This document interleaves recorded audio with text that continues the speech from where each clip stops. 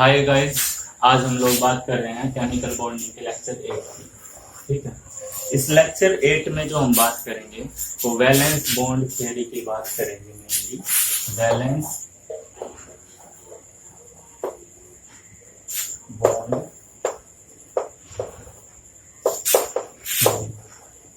ठीक है, इसकी हमें बात करनी है। देखिए क्या होता है क्या नहीं होता है।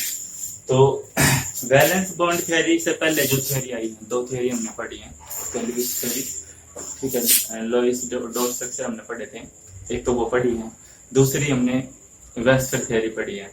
ठीक है, इन दोनों थ्योरीज में कुछ कमियां रह गई हैं। ठीक है, वो कमियां आगे जो दो थ्योरी और हमारी रहती हैं, that is valence bond theory और मॉलिक्यूलर ऑर्बिटल थ्योरी। ये दोनों थ्योरी थोड़ी बहुत ही मतलब जो कमियां रह गई हैं इन दोनों थ्योरी की, वो कमियां दूर करेंगी। तो हम यहाँ पे वैलेंस बॉन्ड थ्योरी में जो पढ़ने जा रहे हैं, देखो अभी उन दोनों थ्योरी की क्या लिमिटेशन थी। वो जो थ्योरी थी ना, वो हमें ये नहीं बता पा रही थी कि जो बॉन्ड लेंथ है ना, बॉन्ड लेंथ किसी भी दो एटम के बीच की जो लेंथ है, न्यूक्लियस के बीच की जो लेंथ है, वो कितनी होगी, उसके बारे में कोई भी कमेंट वो नहीं करती। सिंपली वेस्टर थ्योरी क्या बता दे रही थी कि ज्योमेट्री और शेप कुछ इस प्रकार की होंगी, पर वो ये नहीं बता पा रही थी भाई कि इसकी कुछ बॉन्ड लेंथ कितनी होगी। एक बात, दूसरी बात, वो ये भी नहीं बता पा रही थी कि भाई इसकी बॉन्ड एंथैल्पी कितनी होगी। ठीक है, तो ये चीजें वो क्या है नहीं बता पा रही थी वो थ्योरी। पर जो अब थ्योरी हम पढ़ेंगे, ये वैलेंस बॉन्ड थ्योरी, ये दोनों चीजें भी बताएंगे और थोड़ी बहुत चीजें और ज्यादा एक्सप्लेन करेगी, जो कि हम आगे पढ़ेंगे। ठीक है, तो देखिए अभी क्या है, हम लोग वैलेंस बॉन्ड थ्योरी में जो पढ़ते हैं उसमें हम पहले समझेंगे कि हाइड्रोजन मॉलिक्यूल फॉर्मेशन, ठीक, इसके बारे में पढ़ेंगे, फिर धीरे धीरे और चीजें जानकारी मिलेंगे। तो देखिए इसके हिसाब से हाइड्रोजन मॉलिक्यूल कैसे बना उसके बारे में बात कर रहे हैं। एनसीईआरटी का एक क्वेश्चन भी है कि वीबीटी के हिसाब से H2 कैसे बनता है, आप बताइए। ठीक है, तो जो भी मैं चीजें बोलूंगा अभी के बाद में वो सारा आंसर ही है आपका। तो यहाँ पे अगर हम कंसीडर करें कुछ ऐसे कि ये HA है और दूसरा HB, ये एक दूसरे के नजदीक आएंगे। ठीक है, तो कुछ होगा, उसके बारे में हम डिस्कस अभी करेंगे। तो देखिए क्या होता है यहाँ पे ये जो H है, अब आपको पता है H, हाइड्रोजन की बात कर रहा हूँ, हाइड्रोजन जो होता है उसमें एक प्रोटॉन होता है, ठीक है, और एक ही इलेक्ट्रॉन होता है। प्रोटॉन को पीछे लिख दो चाहे, और एक ही इलेक्ट्रॉन होता है, कोई भी न्यूट्रॉन प्रेजेंट नहीं होता है, ये आपको पता होगा इन केस ऑफ प्रोटियम। ठीक है, ड्यूटेरियम और ट्रिटियम की बात करें तो वहां पे न्यूक्लियस न्यूट्रॉन भी प्रेजेंट होता है। मैं प्रोटीन की बात कर रहा हूँ। ठीक है, सिमिलरली यहाँ पे भी कुछ ऐसा ही होगा। तो अब हम बात करना शुरू करते हैं क्या होता है।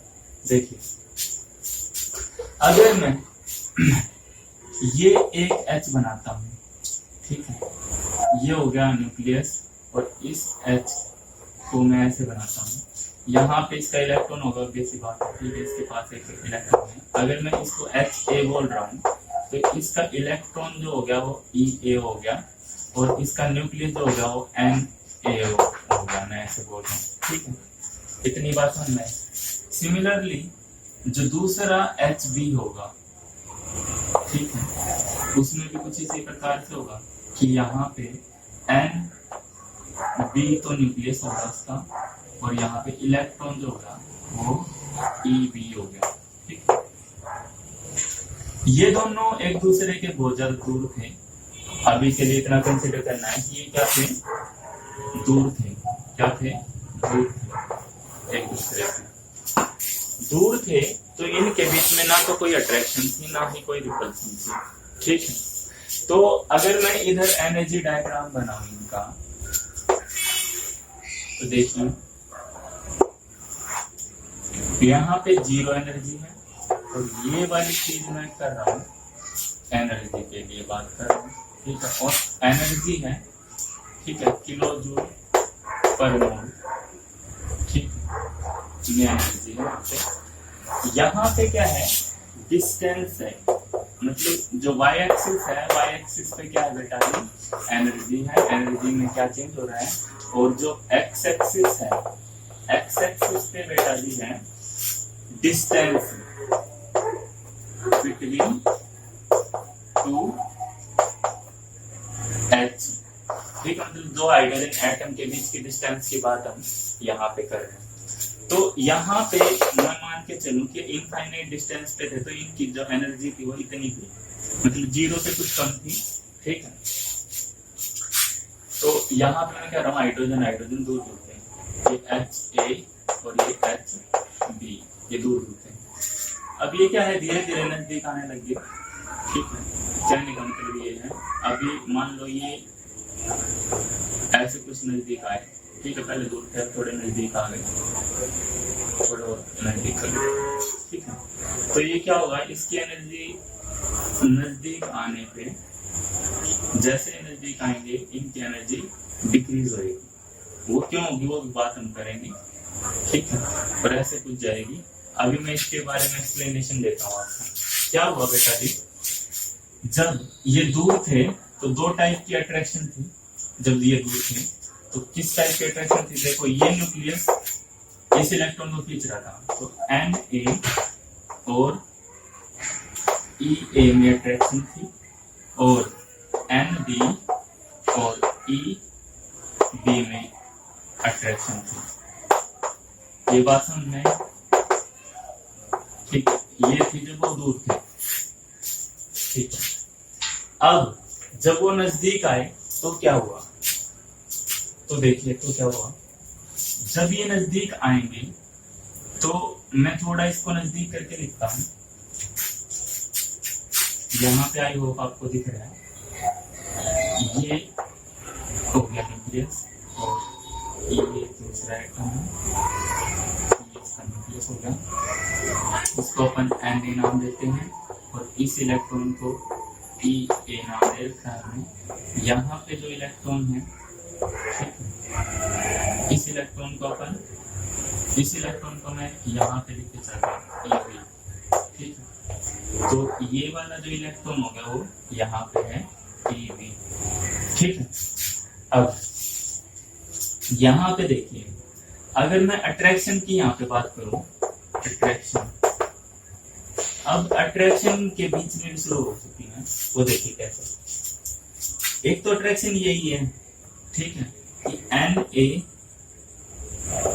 NB NEB को अट्रैक्ट कर रहा है, और ऐसे ही NA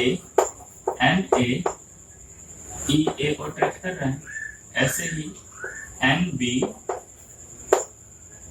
EB को अट्रैक्ट कर रहा है, ठीक है।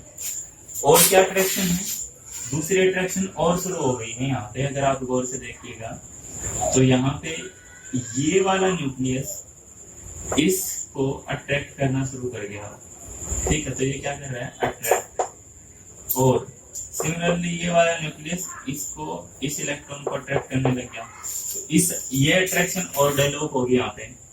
तो ये अट्रैक्शन होगी NB, ठीक है, अट्रैक्ट कर रहा है EA को, और यहाँ पे NA अट्रैक्ट कर रहा है EB को।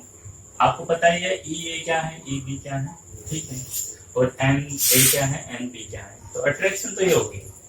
अगर मैं यहाँ पे रिपल्सन की बात करूं तो इन दोनों के बीच में तो रिपल्सन है, न्यूक्लियस के बीच में, और इलेक्ट्रॉन के बीच में रिपल्सन है। तो इधर मैं रिपल्सन की बात करता हूँ, रिपल्सन, ठीक है, रिपल्सन, ठीक है। तो रिपल्सन में क्या है बेटा जी, NB और NA के बीच में रिपल्सन है, ऐसे ही EA और EB के बीच में रिपल्सन है। अगर आप रिपल्सन पे ध्यान दोगे कि डिस्टेंस ज्यादा है, ये वाली डिस्टेंस ज्यादा है और ये वाली डिस्टेंस ज्यादा है। अगर डिस्टेंस ज्यादा है तो रिपल्सन क्या होगी, कम होगी। हाँ, पर यहाँ पे ये वाली डिस्टेंस कम है अट्रैक्शन वाली, और ये वाली अट्रैक्शन वाली डिस्टेंस कम है। तो यहाँ पे क्या हुआ है बेटा जी, यहाँ पे जो नई अट्रैक्शन और नई रिपल्सन जो शुरू हुई है वो देखिए वो कौन सी है।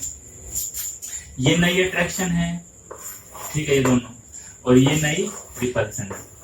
अब जो नई अट्रैक्शन है ना, वो नई अट्रैक्शन मोर देन है नई रिपल्सन की। और बैलेंस बॉन्ड थ्योरी के हिसाब से बॉन्ड तभी फॉर्म होता है जब attraction is greater than repulsion, ठीक है। बॉन्ड फॉर्म when attraction, ये attractive force लीजिए, attractive forces are greater than repulsive forces, ठीक है। तो यहाँ पे क्या हो रहा है, अट्रैक्टिव फोर्स ज्यादा है रिपल्सिव फोर्स से, जिसके कारण यहाँ पे क्या होगा, बॉन्ड फॉर्म हो जाएगा। ये बात ध्यान रखना, बॉन्ड फॉर्म की कंडीशन है। तो यहाँ पे क्या है, ये वाले फोर्स ज्यादा है इन फोर्सेस से, क्योंकि इनमें रिपल्सन वाले फोर्सेस कम क्यों है, क्योंकि इनमें डिस्टेंस ज्यादा है। इसमें क्या है, डिस्टेंस ज्यादा है और डिस्टेंस इसमें क्या है, कम है। तो ये बात आपको आई थिंक समझ में आई होगी। अब समझना, ये जो एनर्जी कम होने लगी थी इनके पास में आने से, वो एनर्जी कम इसीलिए हुई क्योंकि अट्रैक्शन शुरू होगी। ये एनर्जी कम क्यों हुई, ये एनर्जी कम इसीलिए हुई क्योंकि अट्रैक्शन शुरू होगी इनके बीच में। क्यों हुई, अट्रैक्शन शुरू होने के कारण। इतनी बात समझना है हमें। अब ये एनर्जी किसी एक पॉइंट पे, जब ये बिल्कुल आपस में बॉन्ड बना चुके होंगे कुछ इस प्रकार से, इस पॉइंट पे आके ये क्या होगी, मिनिमम हो जाएगी। ये क्या होगी, मिनिमम। और इसके आगे अगर मैं और ज्यादा इसको घुसाता हूँ ऐसे अंदर की तरफ, तो फिर क्या होगी, इनके बीच में रिपल्सन शुरू हो जाएगी। इनके बीच में क्या हो जाएगी, रिपल्सन शुरू हो जाएगी और ये कुछ ऐसे बढ़ जाएगी एकदम से, ठीक। अब रिपल्सन क्यों शुरू होगी, वो देखिए। अट्रैक्शन तो एक पर्टिकुलर पॉइंट पे आके ये अट्रैक्शन हो जाएगी। इतनी बात आपको समझ में आई है। अब बॉन्ड कैसे फॉर्म हुआ है उसकी बात कर रहा हूं मैं आपके सामने, देखिए। तो क्या हुआ, एक पॉइंट पे आके ये रुक से गए, ठीक है, मतलब उससे आगे बढ़ना है तो एनर्जी इंक्रीज होगी, और एनर्जी इंक्रीज तो आपको पता है स्टेबिलिटी डिक्रीज। एनर्जी इंक्रीज तो बेटा जी स्टेबिलिटी डिक्रीज, ये होता है। तो देखिए क्या हुआ, तो एक पॉइंट पे आके इनके बीच में ऐसे कुछ बॉन्ड बन गया, ये, ठीक है। ये इलेक्ट्रॉन यहाँ पे था और ये इलेक्ट्रॉन यहाँ पे था। ये क्या हो गया, बॉन्ड फॉर्म हो गया, ठीक है। ये हल्के की बात बता रहे हैं, असल में बॉन्ड कैसे फॉर्म होगा वो आगे हम बात करेंगे। अभी के लिए इतना ही ध्यान है, ठीक है। तो यहाँ पे इतना बात हुई, पर इससे भी ज्यादा ये बढ़ता तो न्यूक्लियस बहुत ज्यादा नजदीक आ जाएंगे, और इससे और आगे बढ़ने पे क्या होगा, न्यूक्लियस नजदीक आएंगे तो ये रिपल्सिव फोर्स बहुत ज्यादा बढ़ेंगे। सिमिलरली इलेक्ट्रॉन के नजदीक आ जाएंगे। तो ये न्यूक्लियस की, अगर मैं और ज्यादा इसको घुसाते हैं हम इनको आपस में, तो न्यूक्लियस बहुत ज्यादा नजदीक आने के कारण इनके बीच में रिपल्सन शुरू होगी। यहाँ पे रिपल्सन शुरू होने के कारण ये एनर्जी इंक्रीज होगी। तो ये एनर्जी इंक्रीज क्यों हो रही है, रिपल्सन के कारण। किसके कारण, रिपल्सन के कारण, ठीक है। तो इतनी बात हमें समझ में आई। तो ये तो था हाइड्रोजन बॉन्ड कैसे फॉर्म हुआ।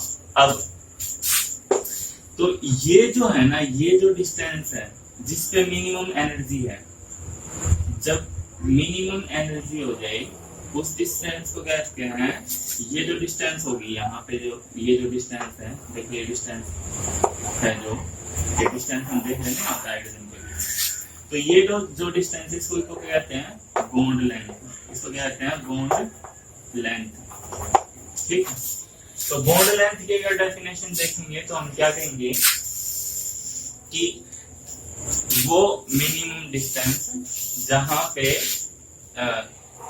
मिनिमम डिस्टेंस तो नहीं कहेंगे, वो डिस्टेंस जहां पे जो मॉलिक्यूल की एनर्जी या फिर उन एटम्स के आपस में मिलने से एनर्जी मिनिमम होगी, that distance is called bond length, ठीक है। अब आगे अगर हम बात करें, ठीक है, तो मैं आपको बॉन्ड लेंथ थोड़ा और अच्छे से समझाऊंगा। तो देखिए क्या करेंगे हम लोग, हम कुछ ऐसे बात करेंगे कि H2 गैस था, उसकी देखो एक्चुअल में क्या होता है, कुछ 400, ये मैं एग्जैक्टली श्योर नहीं हूँ कि 438.5 होती है, 438.5 होगी, मतलब इससे थोड़ी बहुत कम ज्यादा हो सकती है, पर इतनी एनर्जी अगर हम दे 1 मोल हाइड्रोजन को, तो क्या है, इसको हम H गैस मतलब एटम, और ये H गैस एटम बना सकते हैं। तो ये मिनिमम एनर्जी जो कि एक, हाँ ये बॉन्ड एंथैल्पी है, और ये बॉन्ड लेंथ तो मैंने बता दी, बॉन्ड एंथैल्पी की बात कर रहा हूँ मैं, ये बॉन्ड एंथैल्पी, ठीक है, एंथैल्पी। तो क्या है, एक हाइड्रोजन का मॉलिक्यूल बना, ठीक है, तो ऐसे ऐसे 1 मोल मॉलिक्यूल्स को तोड़ने में जो मिनिमम एनर्जी हमें लगेगी, ठीक है, वो मिनिमम एनर्जी कहलाएगी बॉन्ड एंथैल्पी, ठीक है, ऑफ दैट बॉन्ड। जैसे हाइड्रोजन की बॉन्ड, हाइड्रोजन मॉलिक्यूल में जो बॉन्ड है HH का जो बॉन्ड है, उसकी बॉन्ड एंथैल्पी कितनी होगी, 438.5 किलो जूल पर मोल, क्योंकि इतनी मिनिमम एनर्जी लगती है 2 हाइड्रोजन एटम को तोड़ने के लिए, मतलब अलग अलग करने के लिए।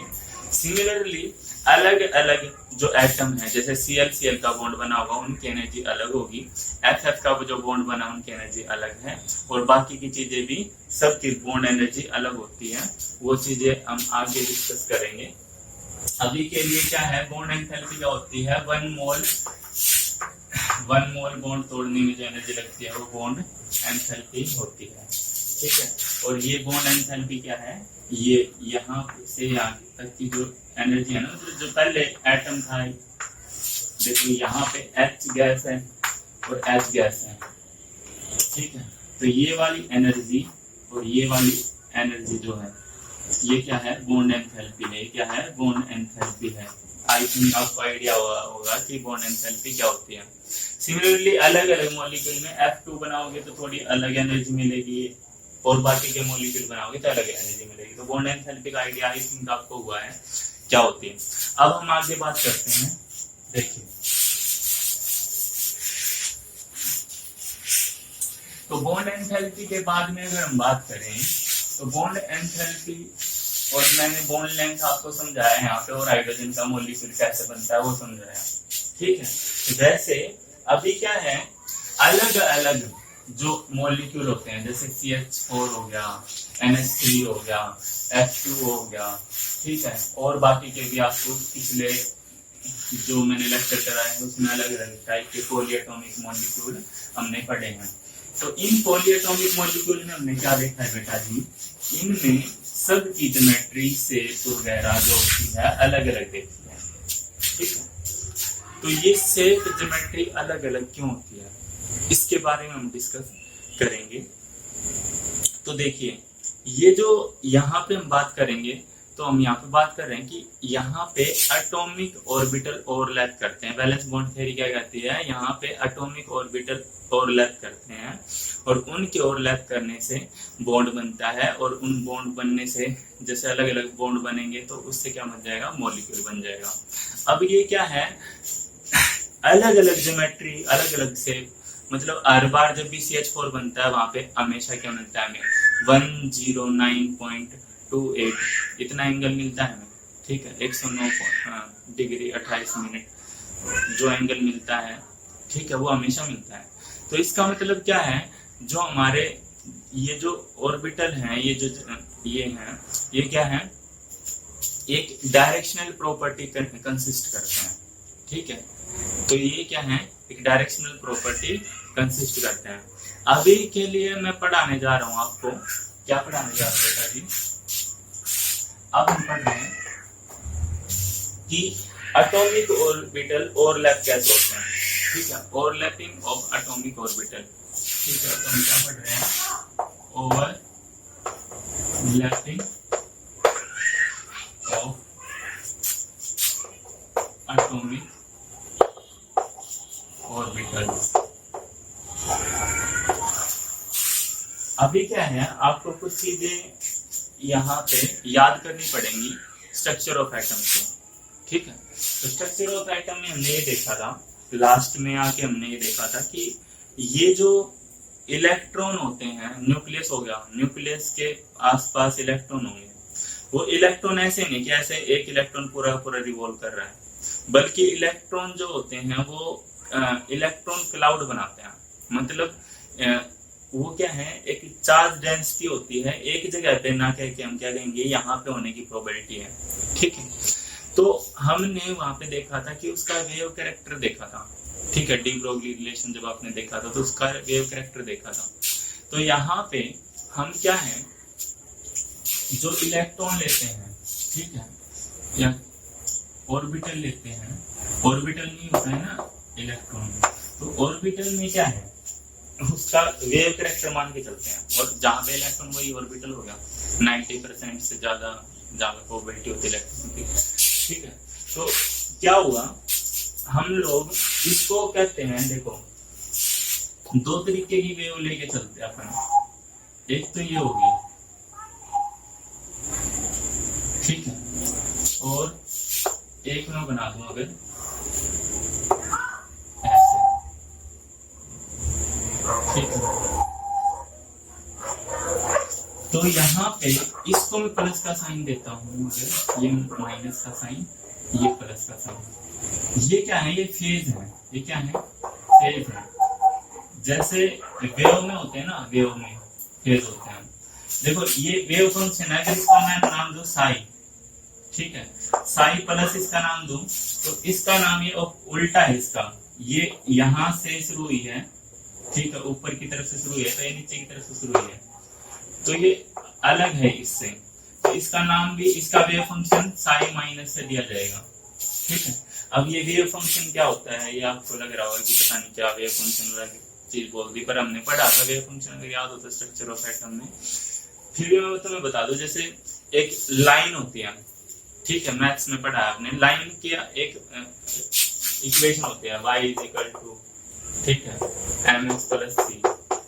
तो जैसे लाइन की को हम एक्सप्रेस करते हैं किसी इक्वेशन से, इसीलिए इसी प्रकार से किसी वेव को एक्सप्रेस करने के लिए हम वेव फंक्शन इस्तेमाल करते हैं, और ये वेव फंक्शन थोड़ा मुश्किल होता है, ये समझने के लिए हमें हायर क्लासेस में समझना पड़ेगा। अभी के लिए मैं बोल रहा हूँ, इसका ये जो, इसको रिप्रेजेंट करने के लिए साई माइनस वेव फंक्शन है, और इस वेव को रिप्रेजेंट करने के लिए साई प्लस वेव फंक्शन है। और ये पॉजिटिव और नेगेटिव जो है ना, जो साइन है, वो सिर्फ फेज को रिप्रेजेंट करते हैं कि वेव की फेज क्या है, वो ऊपर है तो प्लस कह रहा हूँ, और नीचे है तो माइनस कह रहा हूँ, सिर्फ फेज को बताते हैं ये प्लस माइनस साइन, प्लस और नेगेटिव साइन क्या है, फेज ऑफ वेव बता रहे हैं, क्या बता रहे हैं, फेज ऑफ वेव, ठीक है।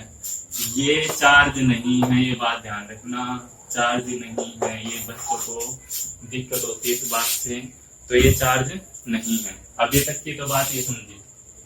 अभी क्या है, वेव में क्या होता है, दो टाइप के वो होते हैं एडिशन, एक तो कंस्ट्रक्टिव इंटरफेरेंस पढ़ा होगा आपने, ऑप्टिक्स में पढ़ोगे, नहीं पढ़ा तो इंटरफेरेंस दो तरीके के होते हैं। एक तो कंस्ट्रक्टिव, जब दो वेव को जोड़ा जाए जिनकी सेम करस्ट और सेम टफ है, ठीक है, तो जिसकी सेम करस्ट और सेम टफ के साथ अगर इसको जोड़ दें हम लोग, जैसे कि देखिए इस वेव को मैं जोड़ूं, ठीक है, ओवरलैप करें, जोड़ना यहाँ पे क्या करेगा, इस वेव के ऊपर ये वेव आ जाए, ये ओवरलैप करें, तो ये पॉजिटिव साइन इससे ओवरलैप करेगा, तो ये पॉजिटिव साइन और ये पॉजिटिव साइन थोड़ा बड़ा साइन हो जाएगा, तो इन दोनों की जो रिजल्टेंट वेव बनेगी, इनके ओवरलैप करने से जो रिजल्टेंट वेव बनेगी वो क्या बनेगी, ऐसे कुछ बड़ी बन जाएगी, ठीक है। पॉजिटिव साइन भी बड़ा हो गया, और नेगेटिव में नेगेटिव जुड़ेगा तो नेगेटिव भी बड़ा होगा, और ये पॉजिटिव और ये पॉजिटिव जुड़ेगा तो ये बड़ा होगा, ठीक है। तो इसी प्रकार से अगर हम दो ऑर्बिटल को जोड़ते हैं जो कि सेम साइन के हैं, पॉजिटिव पॉजिटिव वाले से जुड़ता है, तो उसका क्या होगा, वो ज्यादा मोटा हो जाएगा, और नेगेटिव नेगेटिव वाले से जुड़ेगा तो वो ज्यादा मोटा हो जाएगा। पर जिस प्रकार से ये वेव हुई है, अब मैं समझाऊं, अगर इस वेव को इसमें जोड़ूं, मैं अगर इस वेव को दूसरी वेव में जोड़ूं तो क्या होगा, वो डिस्ट्रक्टिव इंटरफेरेंस होगा। ये कंस्ट्रक्टिव था, इसको पॉजिटिव ओवरलैप भी कहते हैं, इसको क्या कहते हैं, पॉजिटिव ओवरलैप। ये था पॉजिटिव ओवरलैप। ये भी साई को पॉजिटिव वेव जोड़ी थी मैंने, साई पॉजिटिव से जुड़ेगी तो पॉजिटिव ओवरलैप होगा। क्या होगा, पॉजिटिव ओवरलैप। ठीक है, तो पॉजिटिव ओवरलैप होगा। मैं इसको थोड़ा साफ करके दोबारा बनाता हूँ या फिर समझाता हूँ आपको। तो आपको ये पता चला है कि साई प्लस और साई माइनस दो अलग अलग टाइप की साइन वेव को या फिर वेव फंक्शन को रिप्रेजेंट करते हैं। इतना आपको पता चला है। अब मैं आपको बता रहा हूँ पॉजिटिव ओवरलैप। क्या समझा रहा हूँ, पॉजिटिव ओवरलैप। अभी मैं आपको बस एग्जांपल बता रहा हूँ, गौर से देखना।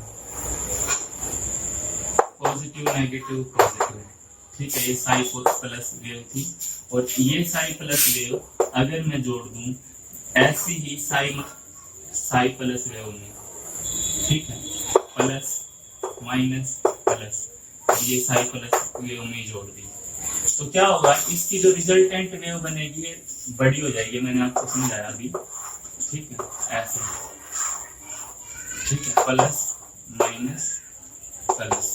तो ये वाली वेव ये इससे जुड़ जाएगी, इसी को क्या कहेंगे, पॉजिटिव ओवरलैप।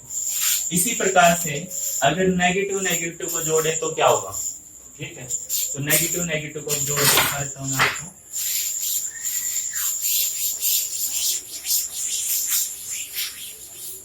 देखिए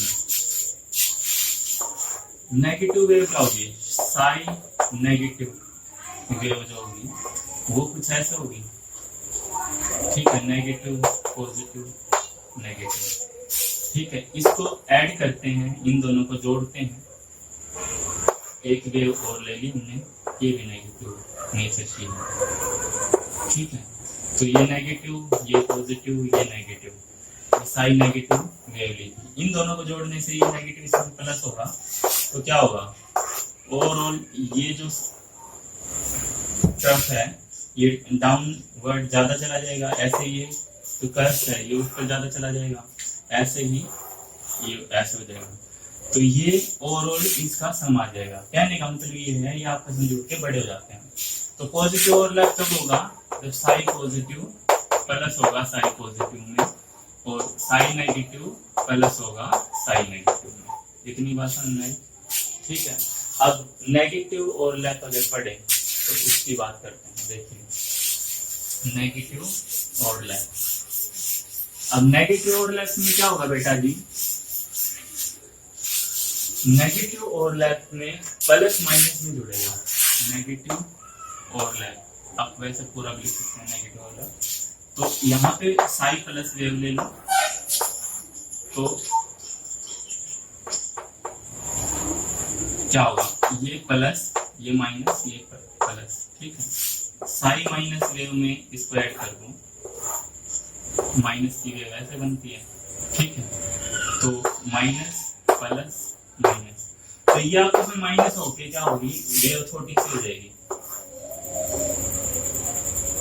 कुछ ऐसी वेव बन जाएगी, ठीक है। मतलब ये छोटे कर देने हैं नेगेटिव ओवरलैप में। तो साई प्लस तो प्लस कर दो साई माइनस में, तो ऐसा होगा। सिमिलरली साई माइनस को प्लस कर दो साई प्लस में, ठीक है। तो ये नेगेटिव ओवरलैप हो जाएगा।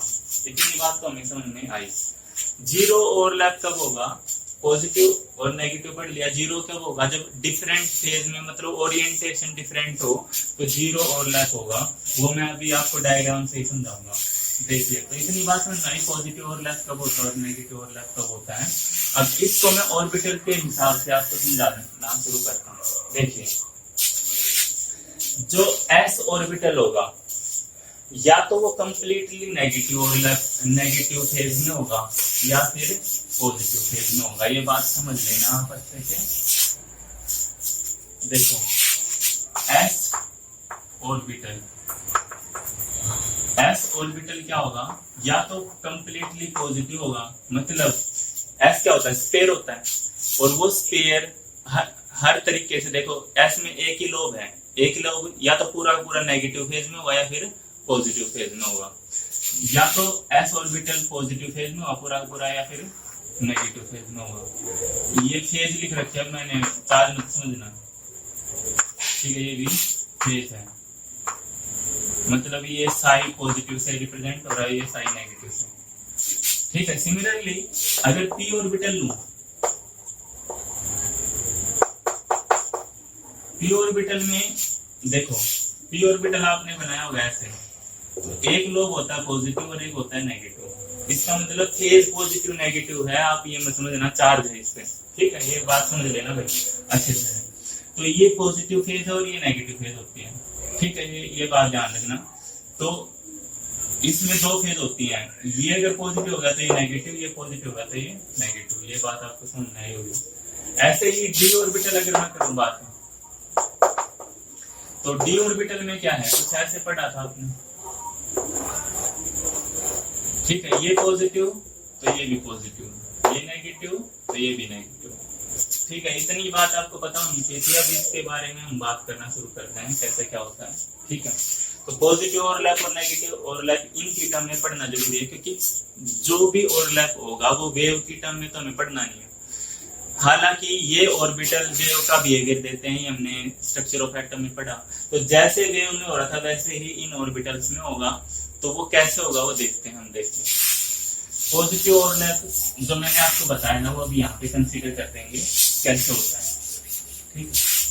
तो पॉजिटिव ओवरलैप अभी आपको समझ में आया कि एस कैसे बनता है, पी कैसे बनता है और डी कैसे बनता है। तो पॉजिटिव ओवरलैप देखिए, ये एस हो गया, ये प्लस का है, दूसरा एस आया, ये भी प्लस का है, ठीक है। मैं कहता हूँ 1s 1s, हाइड्रोजन में होता है ना ऐसे, इन दोनों को ऐड कर दो, तो प्लस फेज अगर प्लस फेज से ऐड होगी, तो आपने देखा था ना, ये देखा था प्लस की ऐड हो जाए प्लस में तो क्या होता था, बड़ी हो जाते थे, तो ये दोनों बोल क्या हो जाएंगी, मतलब जो दोनों ऑर्बिटल हैं वो बड़ा एक ऑर्बिटल बना लेंगे, ठीक है, ऐसे आपने देखा है। अभी देखिए, पर ये कुछ ऐसा होगा, गौर से देखना भाई, क्या हुआ कि ये आपस में ऐसे इसमें ओवरलैप करेगी, ठीक है। तो ये वाला हिस्सा क्या होगा, देखो ये वाला ओवरलैप करा है, ये वाला हिस्सा क्या किया है, ओवरलैप, तो ये वाला हिस्सा बड़ा हो जाएगा, ठीक है। तो क्या हुआ,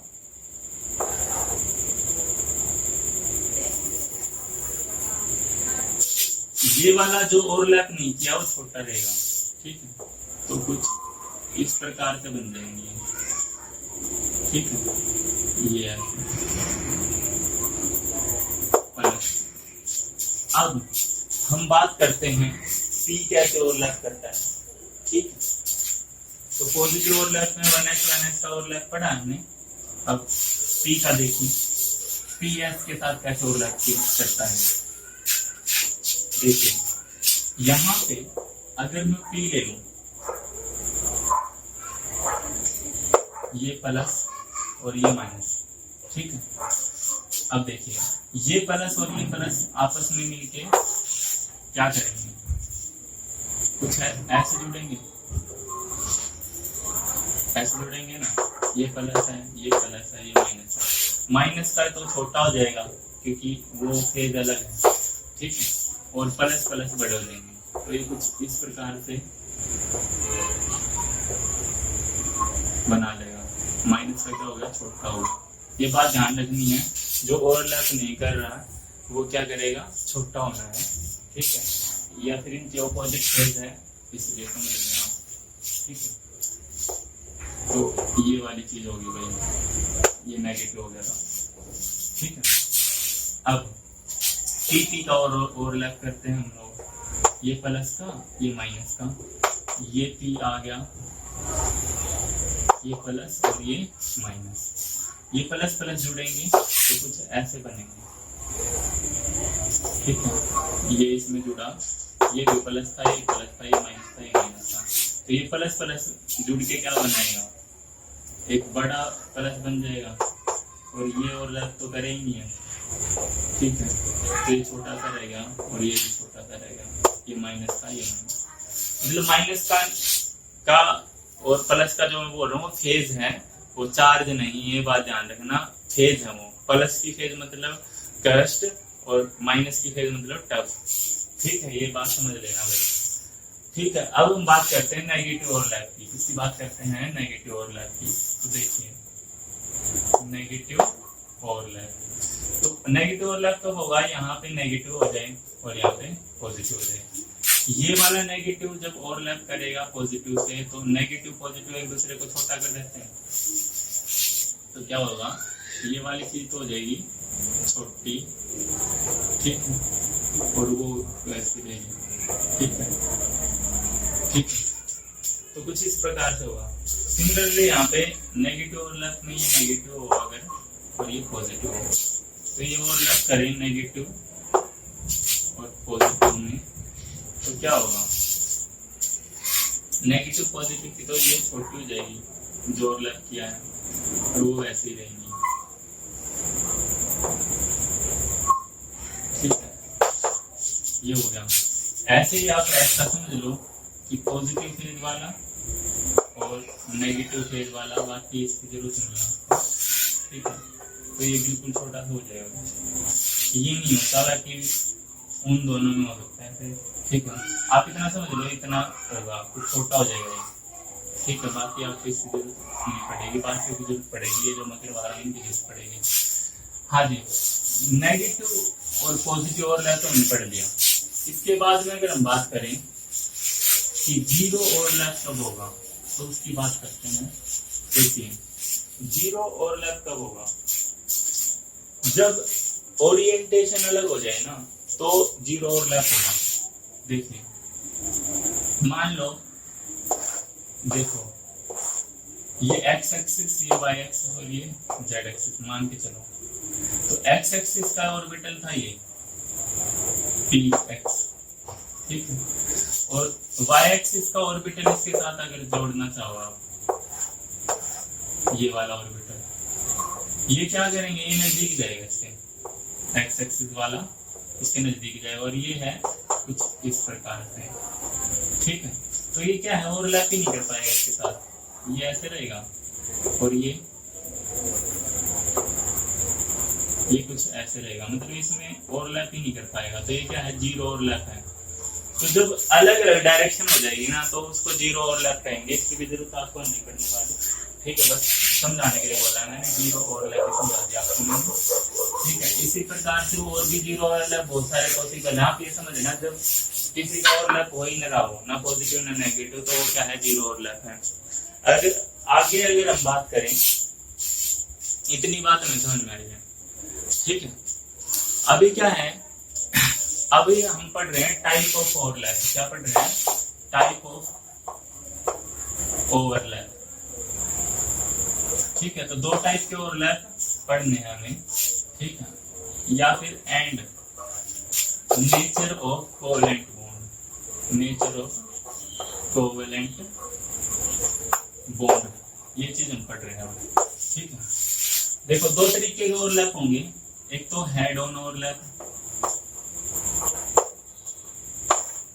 और एक है साइड वाइज ओवरलैप। देखो भाई, जब कोई बंदे मतलब ऑर्बिटल मिलके आपस में इंटरन्यूक्लियर एक्सिस पे इलेक्ट्रॉन डेंसिटी इकट्ठी करें, अब ये बात समझाऊंगा मैं आपको। मान लो देखो ए और ए जुड़ रहा है, तो इनके बीच में अगर मैं लाइन खींच दूं ना, तो ये लाइन क्या है, इंटरन्यूक्लियर एक्सिस है, इंटर न्यूक्लियर एक्सिस। कहने का मतलब ये दोनों अगर बॉन्डिंग कर रहे हैं ना, तो देखो यहाँ पे तीन टाइप के एक्सिस हैं, एक और दो और तीन। तो ये वाला जो एक्सिस है, ये इन दोनों के बीच में आ रहा है, ये जो मेरी उंगली है, ये वाला एक्सिस इन दोनों के बीच में आ रहा है, तो जो दो एटम के बीच में जो एक्सिस आता है उसको इंटरन्यूक्लियर एक्सिस बोलते हैं। ये बात समझ लेना भाई, अच्छे से समझ लेना। तो यहाँ पे ये इंटरन्यूक्लियर एक्सिस है। अब समझना, अगर मैं कुछ ऐसे करूं, ये अब हमें ना इंटरन्यूक्लियर एक्सिस, एक बात ध्यान रखना, हमेशा जेड एक्सिस को इंटरन्यूक्लियर एक्सिस मानते हैं, ठीक है। वैसे तो देखो इन दोनों के बीच में बॉन्ड बना, ये ऐसा तो नहीं है कहीं पे एक्सिस पे खड़े हैं कहीं पे ऐसे खड़ा है, ठीक है, हम खुद से मानते हैं एक्सिस, ठीक है। अब ये दोनों जुड़ रहे हैं तो यहाँ पे कोई एक्सिस है ही नहीं, ठीक है। मैं यहाँ पे खड़ा हूं तो यहाँ पे आपको एक्सिस तो नहीं दिख रहे होंगे। जब आपको मेरी पोजीशन को बताना होगा तो आप खुद से एक्सिस मानोगे भाई कि साहिब सर जो खड़े हैं वो ऐसे, ये वाला एक्सिस मैंने ये मान लिया, ये वाला एक्सिस अलग मान लिया और ये वाला एक्सिस अलग मान लिया।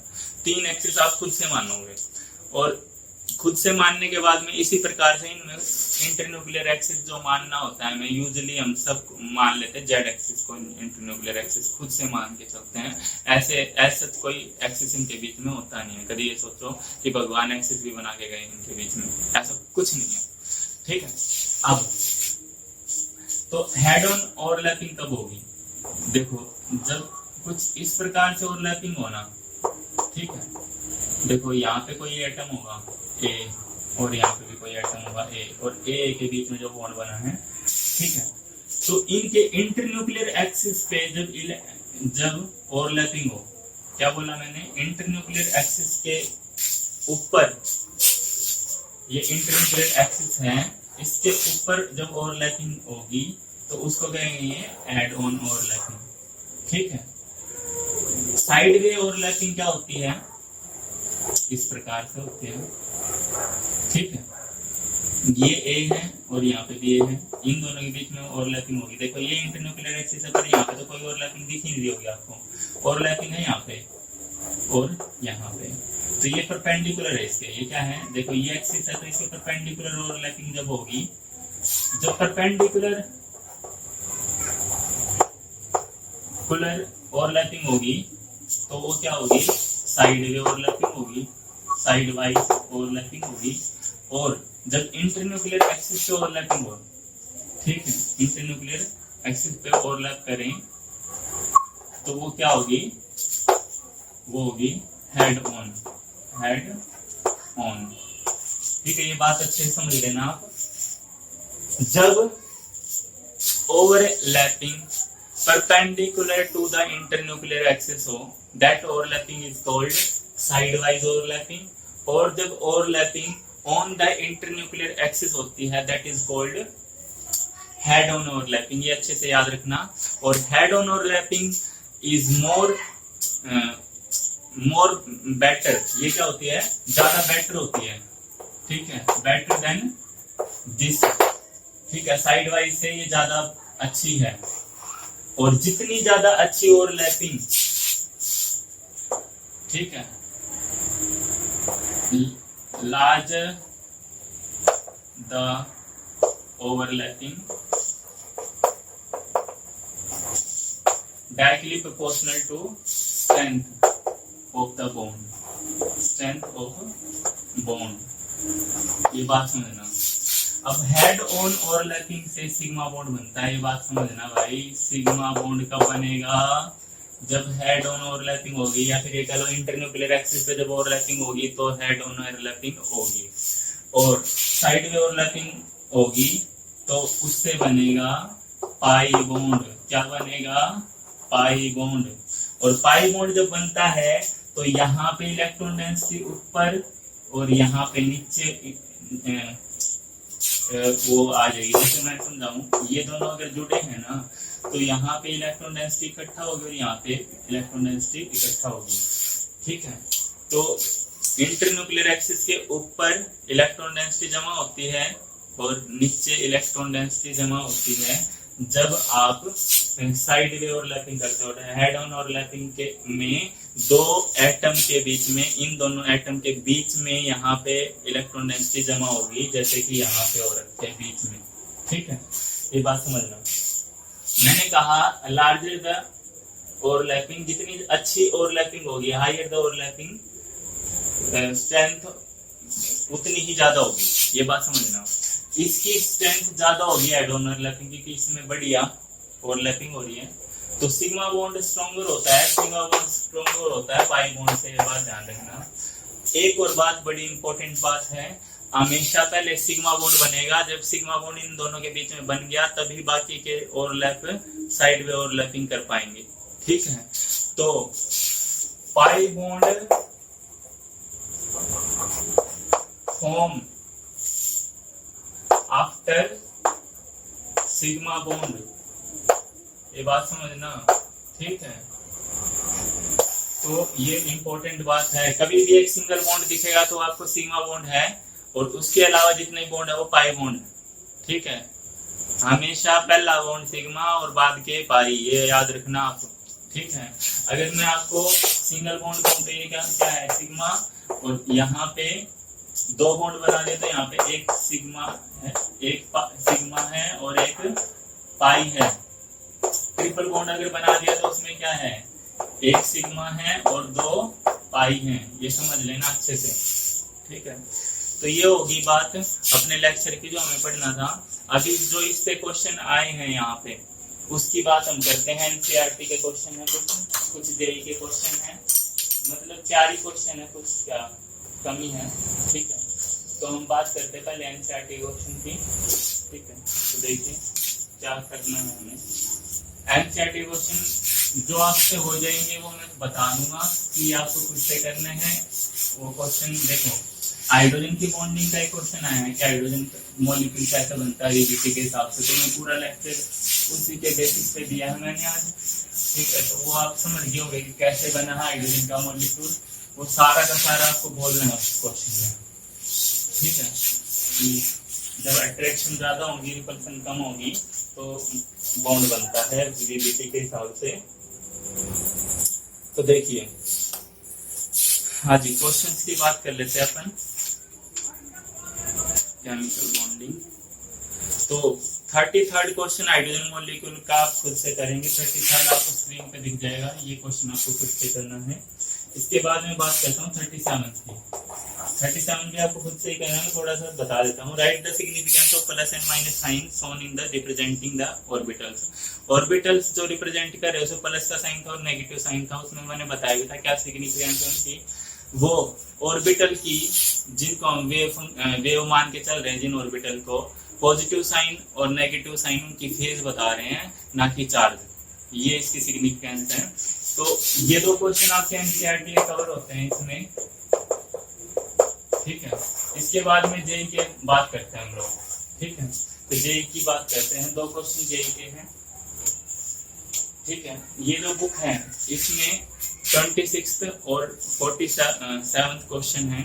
मैं थोड़ा एक्सप्लेन करता हूँ क्वेश्चन को आपके सामने। oh God. तो 26th क्वेश्चन में है, आपको स्क्रीन पर दिख रहा होगा, the number of type of bond between 2 carbon atom in calcium carbide. तो कैल्शियम कार्बाइड आपको पता होना चाहिए कुछ ऐसा बनता है, और अगर मैं इसको आयनिक फॉर्म में बताऊं तो इस पे 2 पॉजिटिव चार्ज होता है Ca2 पॉजिटिव पे, तो अगर इस पे 2 पॉजिटिव चार्ज है तो C2 पे 2 नेगेटिव होगा, क्योंकि आयनिक कंपाउंड है ये। तो आयनिक कंपाउंड पे क्या होगा भाई, जितना इस पे पॉजिटिव उतना ही नेगेटिव इस पे, ठीक है। जब भी तो इस पे कोई चार्ज नहीं दिखाई दे रहा। तो अभी इसमें हमसे पूछा है कि इसमें देखो 2 नेगेटिव चार्ज है, तो एक नेगेटिव इधर होगा और एक नेगेटिव उधर होगा, बाकी के 3 इलेक्ट्रॉन से बॉन्ड बन गए होंगे। 4 इलेक्ट्रॉन होते हैं कार्बन के पास, तो कार्बन के 4 इलेक्ट्रॉन में से 3 इलेक्ट्रॉन तो यहाँ पे यूज हो गए और एक नेगेटिव चार्ज आ गया। सिमिलरली 3 इलेक्ट्रॉन इधर यूज हो गया, एक नेगेटिव चार्ज आ गया। अब इसने पूछा है इसमें कितने सिग्मा और कितने पाई बॉन्ड हैं। तो आपको बताया था 3 बॉन्ड जब बने, 1 सिग्मा और 2 पाई, और ये ऑप्शन आपका इसमें दे रखा है A, 1 सिग्मा एंड 2 पाई। अब 47 क्वेश्चन की और बात कर लेता हूँ मैं आपके सामने, ठीक है। आपको स्क्रीन पे दिख रहा होगा, सेलेक्ट द करेक्ट स्टेटमेंट, सही स्टेटमेंट चुनिए। तो इसमें क्या है, when the covalent bond is formed transfer of electron take place. गलत बात है, आयनिक बॉन्ड में transfer of electron take place करता है, कोवेलेंट बॉन्ड में नहीं, वहां पे शेयरिंग होती है। सेकंड बात तो, पहली बात तो गलत होगी। Pure H2O not contain any ion. H2O water में आयन होते हैं H पॉजिटिव और OH नेगेटिव के, आपको पता होगा, उसमें भी आयन प्रेजेंट होते हैं। दूसरी बात भी गलत है। अब मैं फोर्थ बात की डी ऑप्शन की बात करता हूँ, फिर थर्ड ऑप्शन की बात करता हूँ। HF is less polar than HBr, ये गलत बात है। HF ज्यादा पोलर है HBr से, कल के लेक्चर से हमें पता चलता है, क्योंकि इसकी इलेक्ट्रोनेगेटिव ज्यादा है तो उधर ज्यादा खींचेगा एज कंपेरिजन टू Br। ठीक है, तो Br कम खींच रहा है, जितना ज्यादा वो खींचेगा F उतने ज्यादा इनकी पोलैरिटी होगी, क्योंकि इनके चार्ज में डिफरेंस ज्यादा है और जिसके कारण इसका म्यू ज्यादा होगा। तो ये बात गलत है। तो लास्ट की सी बात सही है। वो क्या है? A bond is formed when attractive forces overcome repulsive force. Bond कब बनता है? जब अट्रैक्टिव फोर्स ज्यादा हो जाते हैं रिपल्सिव फोर्स से, ये वीबीटी बताती है। तो आज के जो भी लेक्चर था, इस लेक्चर में हमें इतना ही पढ़ना था। आई होप कि आपको लेक्चर समझ में आया है। अगर आपको समझ में आया है तो बाकी बच्चों को, जो कि आपके फ्रेंड हैं, उनको भी शेयर करें, ताकि उनको भी अच्छे से समझ में आए और वो भी आगे बढ़ सके। ठीक है, और बाकी अगर आप चैनल पे नए हैं तो चैनल को सब्सक्राइब कर लें। अगले लेक्चर में हम हाइब्रिडाइजेशन पढ़ेंगे। वीबीटी जो एक्सप्लेन होती है वो हाइब्रिडाइजेशन से एक्सप्लेन होती है, तो पूरी की पूरी मैंने आज नहीं करवाई है। हाइब्रिडाइजेशन एक अलग से ही बड़ा टॉपिक है, अगर उसको क्लियर करता तो आज बहुत ज्यादा लेक्चर में टाइम चला जाता। तो हाइब्रिडाइजेशन पढ़ेंगे, और हाइब्रिडाइजेशन आप जिंदगी भर जब तक पढ़ोगे आपके पूरी जिंदगी काम आएगी केमिस्ट्री में। ठीक है, तो ये बात समझ लेना। हाइब्रिडाइजेशन बहुत ज्यादा इंपॉर्टेंट है, कहीं भी घुसा देते हैं इसकी हाइब्रिडाइजेशन इतनी है, इसकी हाइब्रिडाइजेशन इतनी है। तो कल का टॉपिक बहुत ज्यादा इंपॉर्टेंट होने वाला है और बहुत ज्यादा मजा आने वाला है। तो कल